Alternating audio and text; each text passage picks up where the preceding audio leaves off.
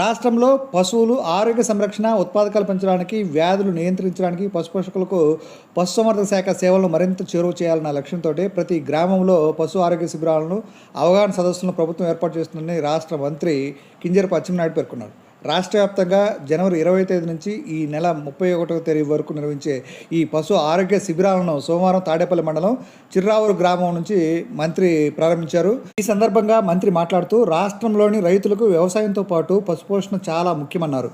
గతంలో అంటే 2014 నుంచి 19 వరకు ప్రతి జన్మభూమి కార్యక్రమంలో కూడా పశువుల సంరక్షణ, పశుగణాభివృద్ధికి పశు సంవర్ధక శాఖ ద్వారా ప్రతి గ్రామంలో పశు వైద్య శిబిరాలు ఏర్పాటు చేసి పశువులకు 100% వ్యాక్సిన్లు, అవసరమైన వైద్య పరీక్షలు అందించారన్నారు.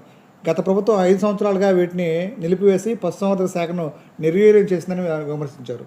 కూటమి ప్రభుత్వం అధికారంలోకి వచ్చిన వెంటనే పశుపోషకులకు మేలు చేయాలన్న ఉద్దేశంతో రాష్ట్ర వ్యాప్తంగా ఉన్న 12,200 గ్రామాలలో జనవరి 20వ తేదీ నుంచి 31వ తేదీ వరకు పశు వైద్య శిబిరాలు నిర్వహించడం జరుగుతుందన్నారు. ప్రతిరోజు కూడా మండలంలోని 2 గ్రామాల చొప్పున పశు వైద్య శిబిరాలను నిర్వహించి పశువులకు వ్యాక్సిన్ వేయడంతో పాటు పశువులకు పూర్తి స్థాయిలో వైద్య పరీక్షలు నిర్వహించి అవసరమైన వైద్య చికిత్సలు అందించడం జరుగుతుందన్నారు. క్షేత్రస్థాయిలో వైద్య శిబిరాలను సక్రమంగా నిర్వహించేందుకు జిల్లాలకు ఒక రాష్ట్ర స్థాయి అధికారిని పర్యవేక్షణకు నియమించడం జరిగిందని పేర్కొన్నారు.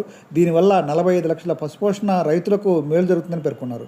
పశుగణాభివృద్ధికి పోషకులకు ప్రోత్సహించేందుకు ఉపాధి హామీ పథకం ద్వారా పశువుల పాకల నిర్మాణానికి, అధిక పాల ఉత్పత్తికి, పశువుల దాణా కోసం, సైలేజ్ గడ్డికి సాగుకు నిధులు అందించడం జరుగుతుందని పేర్కొన్నారు. కూటమి ప్రభుత్వం అధికారం చేపట్టిన 7 నెలల్లోనే మరణించిన పశువులకు దాదాపు 108 కోట్ల నష్టపరిహారము పశుపోషకులు అందించి ఆదుకోవడం జరిగిందని ఈ సందర్భంగా గుర్తు చేశారు. భవిష్యత్తులోనూ పశుపోషకులకు అవసరమైన అన్ని కార్యక్రమాలు అమలు చేయడం జరుగుతుందని పేర్కొన్నారు. దురదృష్టవశాత్తు గత 5 సంవత్సరాలు వైసీపీ ప్రభుత్వ పాలనలో వ్యవసాయము, పశుసంవర్ధకతో పాటు నీటిపారుదల, R&B వంటి కీలకమైన రంగాలు అస్తవ్యస్తం చేయడంతో పాటు ప్రజల తీవ్ర ఇబ్బందులు పడ్డారని గుర్తు చేశారు. కూటమి ప్రభుత్వం అధికారం చేపట్టిన నాటి నుంచి ప్రభుత్వ పాలన పరిస్థితి వెంటిలేటర్పై ఉందని, గత 7 నెలలుగా రాష్ట్ర ముఖ్యమంత్రి నారా చంద్రబాబు నాయుడు అన్ని వ్యవస్థలను చక్కదిద్దడంతో పాటు కేంద్ర ప్రభుత్వం అందించిన సహాయ సహకారంతో ఇప్పుడిప్పుడే ఆక్సిజన్ పీల్చుకునే స్థాయికి వచ్చిందన్నారు.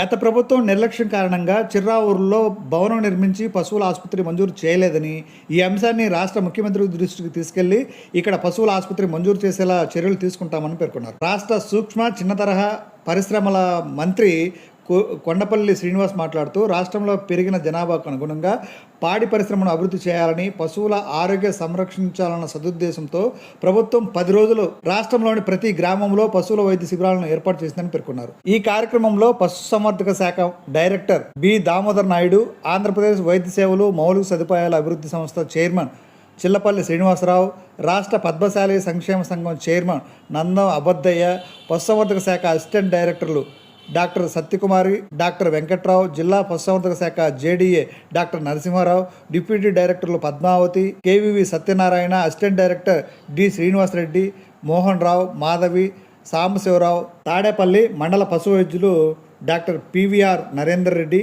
తహసీల్దార్లు సీతారామయ్య, కూటమి నాయకులు, గ్రామ పెద్దలు తదితరులు పాల్గొన్నారు. Thank you very much. Have a nice day.